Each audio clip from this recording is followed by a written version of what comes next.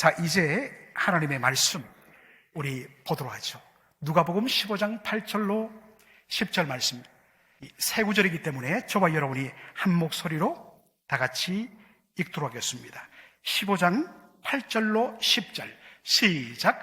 어떤 여자가 10드라크마가 있는데 하나를 잃으면 등불을 켜고 집을 썰며 찾아내기까지 부지런히 찾지 아니하겠느냐. 또 찾아낸즉 벗과 이웃을 불러 모으고 말하되 나와 함께 즐기자. 이런 드라크마를 찾아내었노라 하리라.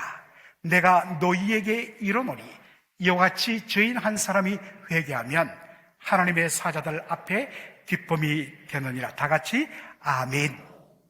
오늘 저는 누가복음 15장 8절로 10절을 본문으로 하나님의 은혜의 미련함, Foolishness of God's Grace 라는 제목으로 말씀을 전하고자 합니다.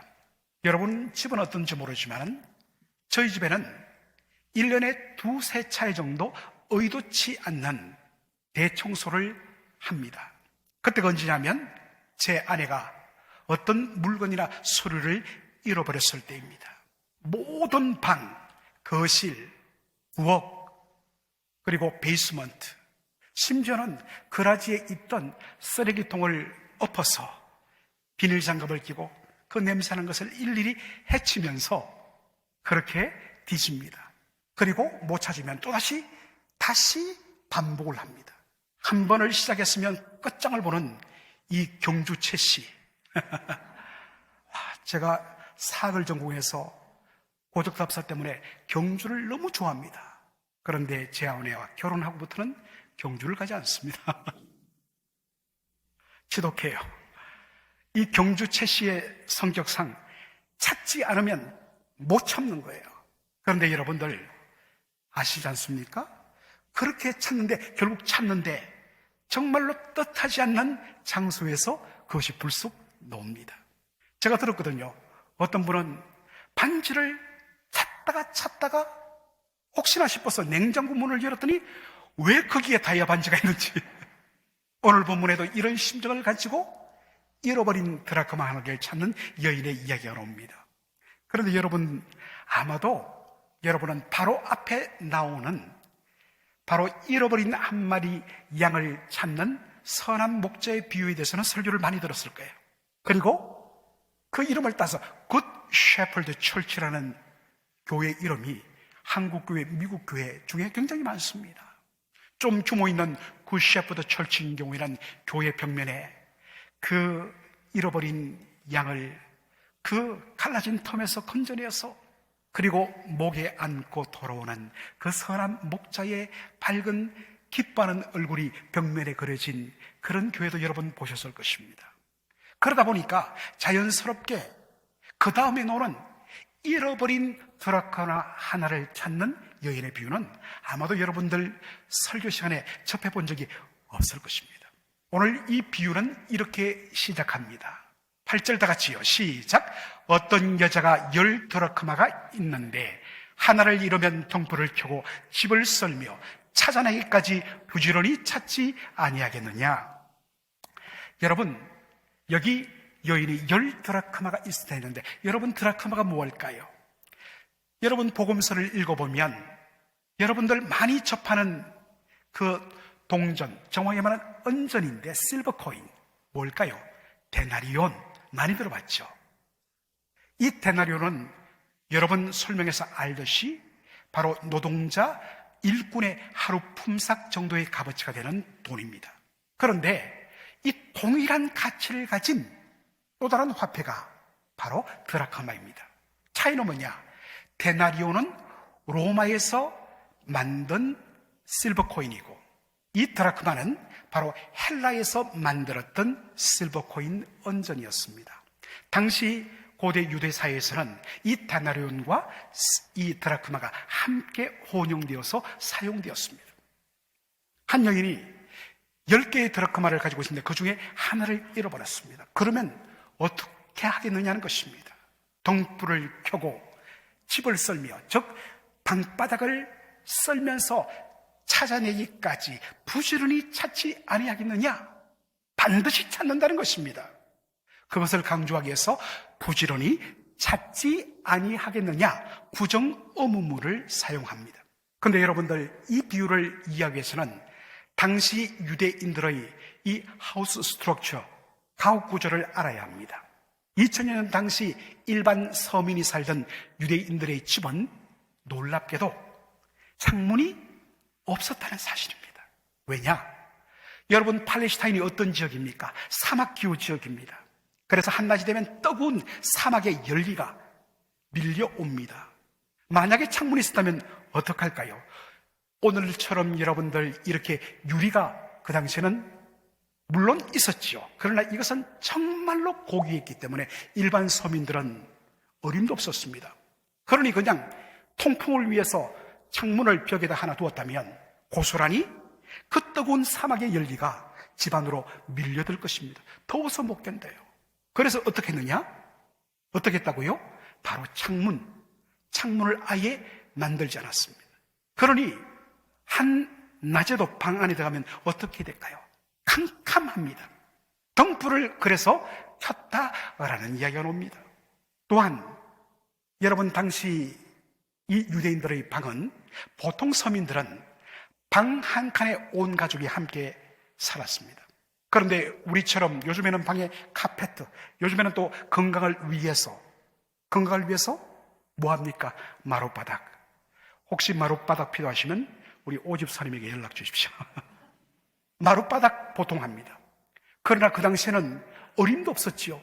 그래서 흙바닥에 침상 놓고 그 옆에 가재도구 놓고 한 방에서 한 가족이 살았습니다. 그러다 보니까 잃어버린 드라크마 하나를 찾으려면 어떻게 할까요? 모든 침상과 가재도구, 옷가지들을 바깥으로 다 드러내고 한 손에 등불을 들고 다른 한 손으로 방바닥을 쓸어야 했습니다. 언제까지요? 바로 잃어버린 드라크마 하나를 찾기까지입니다. 자, 그렇다면 질문을 던집니다. 왜 이 여인은 10개 중에 하나의 드라크마를 잃어버렸는데 이토록 찾기까지 부지런히 찾느냐? 우리 말에는 부지런히 찾다고 이야기했는데 영어 성경에는 search carefully until she finds it. 찾을 때까지 끊임없이 찾는다는 겁니다. 왜 그랬을까요? 여러분, 드라크마와 데나리온은 같은 값어치라고 그랬습니다. 노동자의 하루 품삯, 요즘으로 하면 100불 혹은 그 이상이 되겠죠.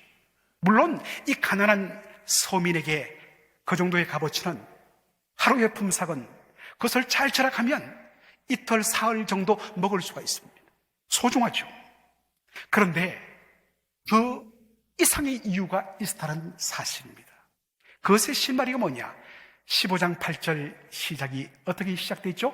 어떤 여자가 10드라크마가 있었는데, 이 여인은 10개의 드라크마를 가졌다는 것입니다. 여러분, 당시 고대 사회에 결혼한 유대 여인들은 머리띠 장식을 하고 다녔는데 그 머리띠 장식이 어떻게 되는가? 바로 이 사진입니다. 이 그림입니다. 바로 10개의 드라크마에 구멍을 뚫어 실로 묶어 머리띠를 만들어서 그것을 항상 썼다는 것입니다.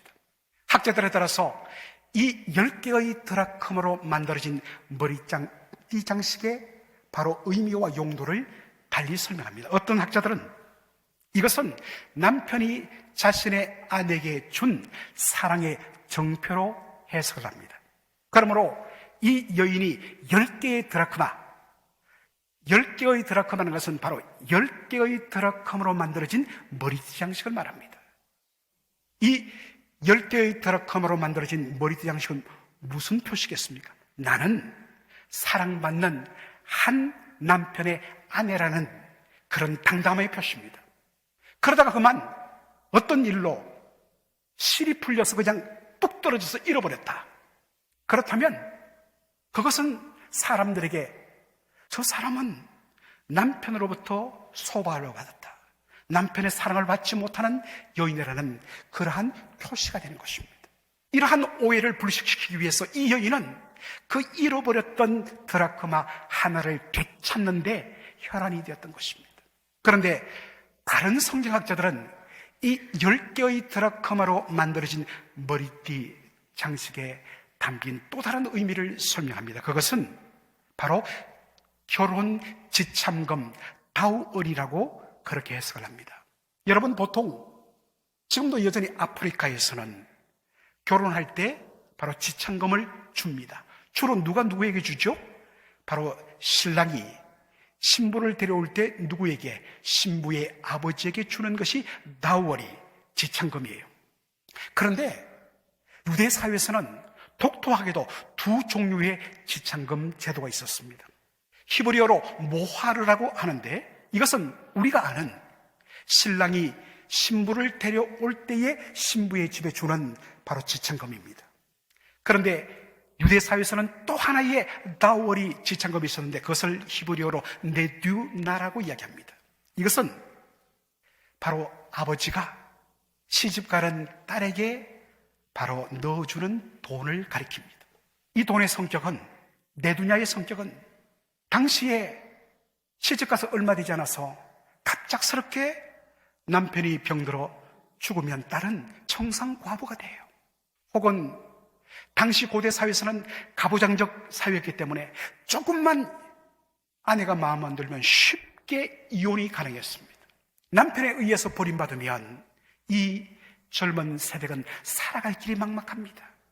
바로 그때에 청산과부가 되거나 남편에게 버림받았을 경우에 비상금으로 살 수 있도록 아버지가 시집가는 딸에게 그 아버지의 사랑을 담아 넣어준 것이 10드라크마였습니다. 그 아버지의 사랑을 담아서 머리띠를 만듭니다.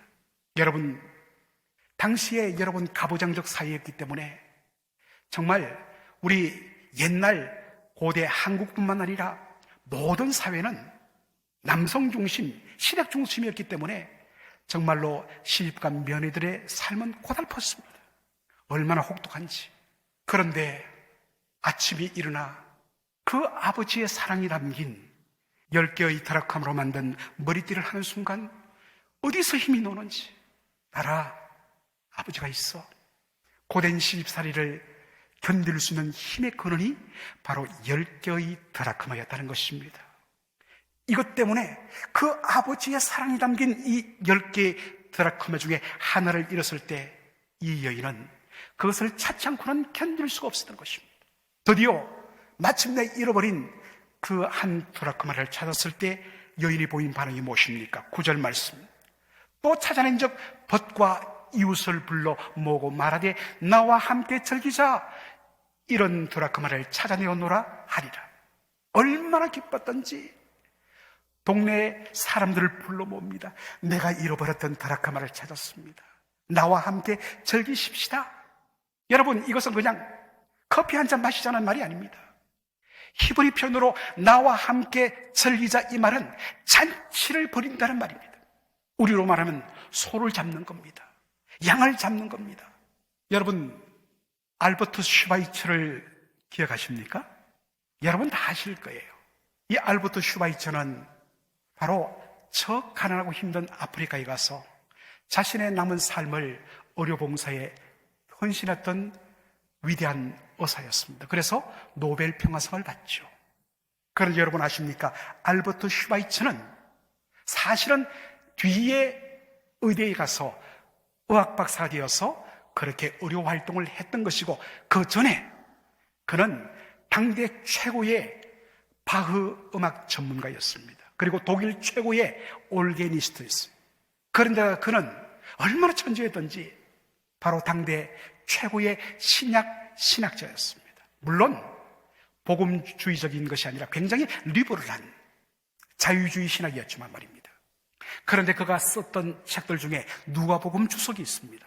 그런데 누가복음 주석에 보면 이 누가복음 15장에 잃어버린 한 드라크마를 찾는 여인의 비유를 해석하면서 이 알버트 슈바이처가 자신이 청소년 때 기억하는 한 이야기를 거기에 기록합니다. 그는 루터 교회의 목사의 아들로 태어났습니다. 독일은 루터 교회가 국교입니다. 그래서 태어나서 한 살이 되기 전에 유아세를 다 받죠. 그리고 정식으로 그가 그 교회의 성도가 되기 위해서 청소년기 때 그의 신앙 고백을 확인하는 작업을 하는데 그것을 confirmation, 바로 우리말로만 입교 문답입니다.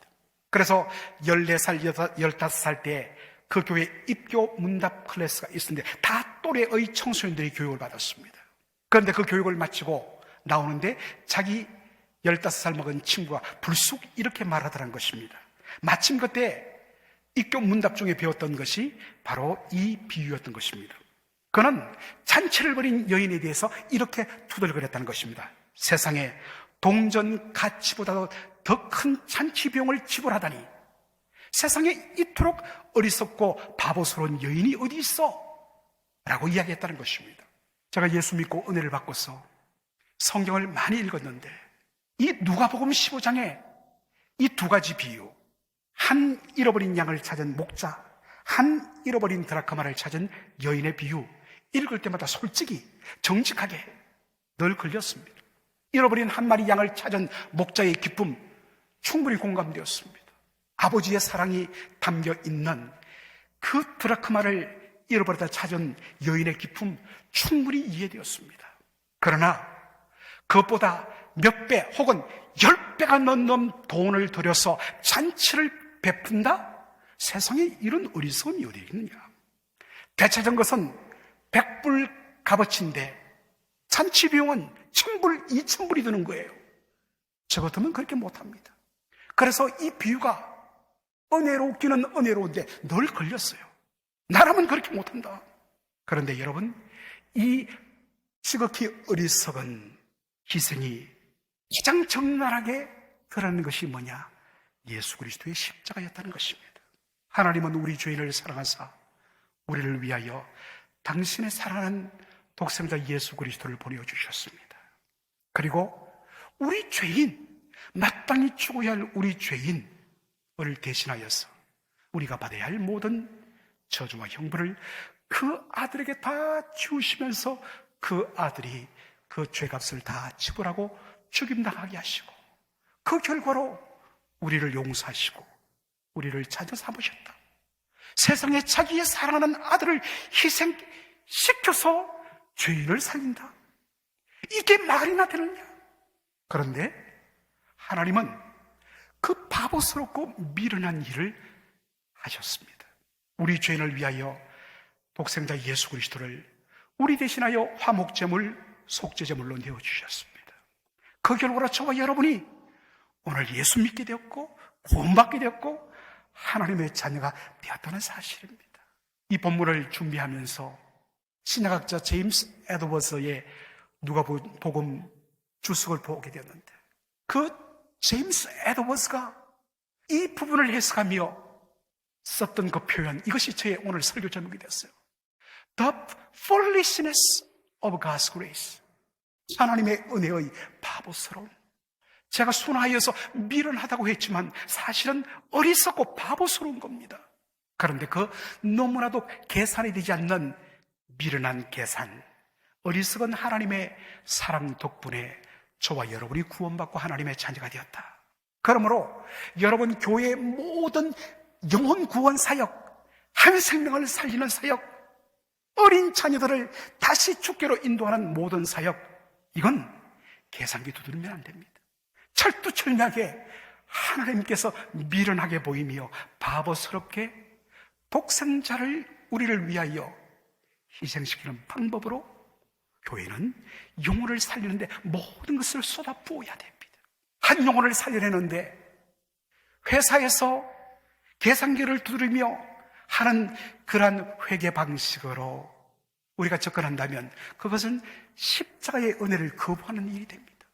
사랑하는 성도 여러분, 우리가 바보 같은 미련하게 보이는 하나님의 사랑을 받고 구원을 받았다면 여러분 이제부터 예수 믿는 사람들은 계산하지 말고 사랑해야 합니다.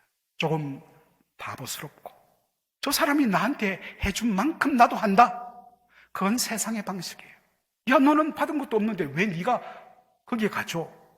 여러분, 이게 바보스러운 하나님의 의뢰의 방식입니다. 예수 믿는 사람들은 조금 바보스럽고 미련하게 보이며 손해보면서 다른 이들을 섬겨야 합니다. 그런 자에게 주시는 하나님의 복 놀라워요. 그것은 우리의 계산 방법으로는 나올 수 없는 기쁨과 감격, 세상의 그 어떤 공연, 최고의 공연을 본 것과는 비교할 수 없는 천상의 기쁨과 감격이 넘친다는 거예요. 이건 해분뿐만이 알아요. 또한 그렇게 손해보며 우직하게 내어주며 섬기면 손해볼 것 같지요? 아니에요. 우리의 계산 방식으로서는 나올 수 없는 하나님의 귀한 채워주심과 부어주심이 있다는 겁니다. 이거를 맛봐야 돼요. 경험해야 돼요. 이게 간증이 되어야 돼요. 여러분, 그래서 예수 믿는 사람들은 후회해야 합니다. 넉넉해야 합니다. 계산하지 말아야 합니다.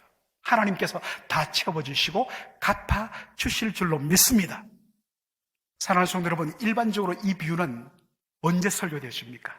잃어버린 한 마리 양을 찾는 목자의 비유, 잃어버린 드라크마 하나를 찾는 열의 비유. 우리는 다 바로 잃어버린 영혼들, 바로 불신자를 전도하는데 이것 초점을 맞춥니다. 그런데 여러분, 오늘 본문을 잘 보십시오. 예수님의 초점은 철두철미하게 그 잃어버린 자의 회개에 초점을 맞춘다는 사실입니다. 예수님은 그저 한 사람이 교회에 나오는, 교회에 출석하는 철치고가 되는데 목적을 삼지 않습니다. 바로 그 영혼이 주님 앞에 true repentance, 참된 회개를 하는데 초점을 맞춘다는 것입니다. 여러분, 저와 여러분이 가지고 있는 회개의 이미지는 어떻습니까? 어떤 잘못을 했습니다. 마음이 찔려요.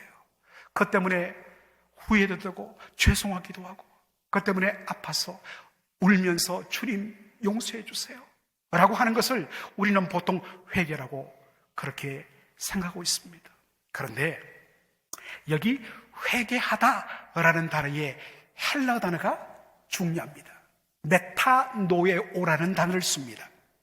그런데 이 단어의 정확한 원어적인 의미는 그 후로는, 그 이전과 완전히 다르게 생각하다.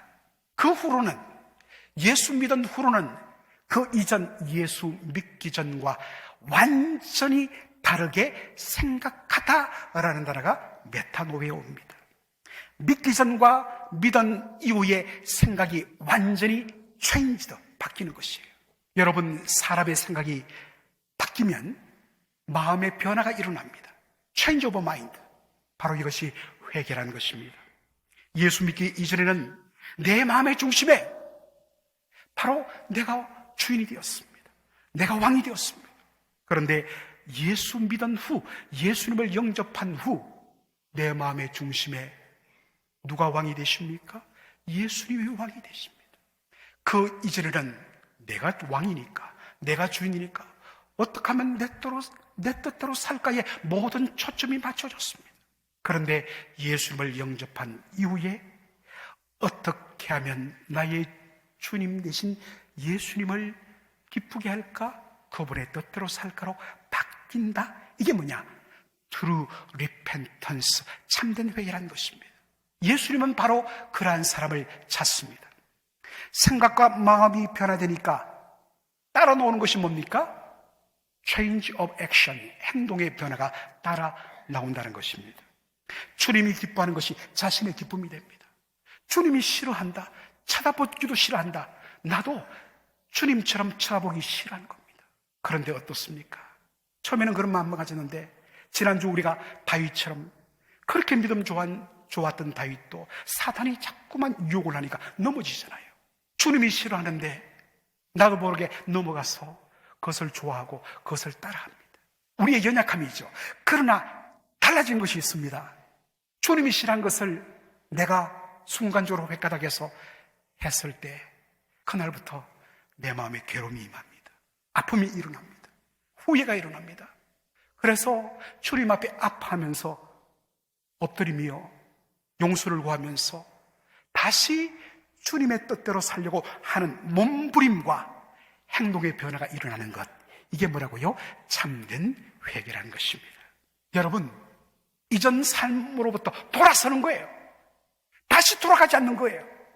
정직하게 말해서 예수 믿기 전이나 믿은 이후에나 하나도 변화되지 않은 채 그저 똑같은 차이는 교회 노는 것, 처치 고월, 교회 나가는 사람, 참된 회개자가 아닙니다.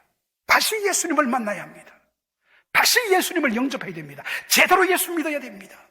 그래서 주님이 기뻐하시는 진짜 한번 제대로 예수 믿다가 우리 이 땅 떠나보자, 그러한 결단과 그러한 하나님의 은혜를 사모하는 저와 여러분의 삶이 되기를 주의 이름으로 축원합니다.